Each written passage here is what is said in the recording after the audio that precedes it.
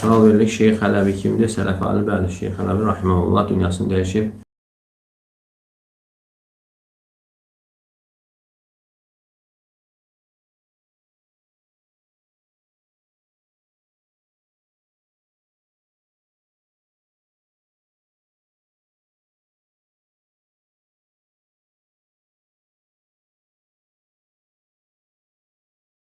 ورسول الله صلى الله عليه وسلم يقول كل بدعة ضلالة. 6 alim kimdir 6 alim deyən? Mesela Abdullah Bukhari, Şeyh Behmuz nedir o? Bezmul. Sonra Ubeyd Cəbri, sonra Şeyh Rabi ve Şeyh Rabi'nin yanında olan onu dəstəkləyən şeyxlər. Bu hamısı cəhil eləyib onu. Onlar hamısı bir dəstədə yerigen, başqa kim var? Onlar hamısı bir dəstədə yerigen, başqa kim var?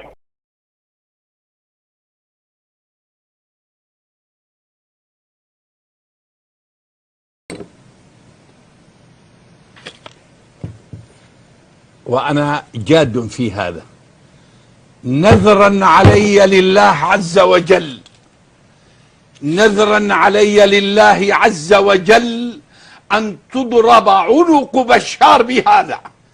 اللي يريد أن يشتري هذا شرطنا أن يعيرنا إياه، أن يعيرنا إياه لنضرب به عنقه. ورب السماء والأرض لتكون مشكلة كبيرة في سوريا بعد السقوط، وهي من الذي سيضرب عنقه؟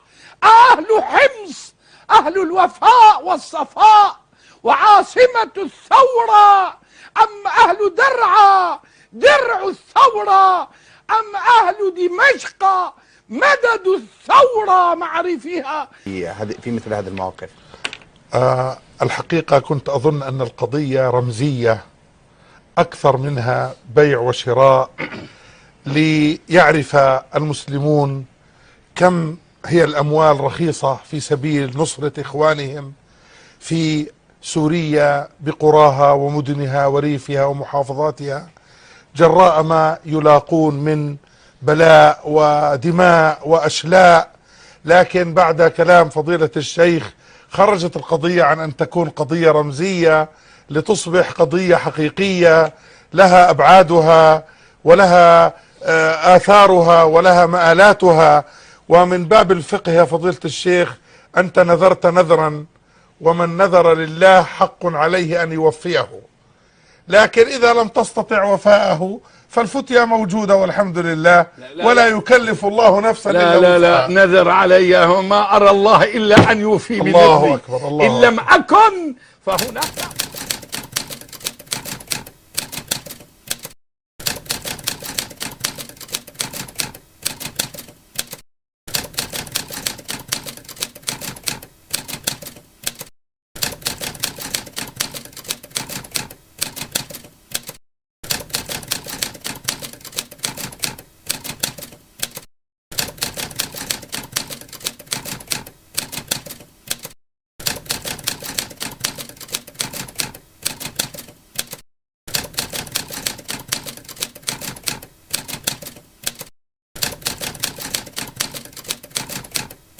Məsələn, az öncə dediyimiz kimi Hələbi məsələsi.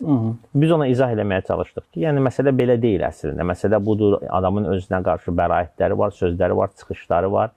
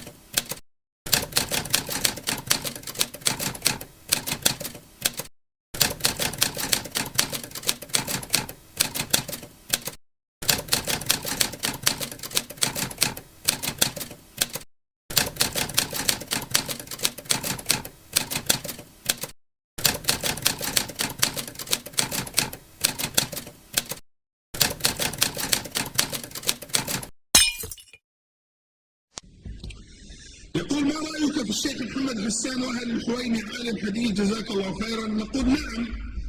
أما الشيخ محمد حسان فهو من أفاضل الدعاة السلفيين في هذا العصر، وقد نفع الله به نفعا عظيما، وكذلك الشيخ أبو إسحاق الحويني وهو أيضا من أهل الحديث المشهورين في هذا الزمان، وقد شهد له شيخنا الشيخ الألباني في سلسلة الحديث الصحيحة مع ذكر اثنين آخرين بأنهم من الأقوياء في هذا العلم.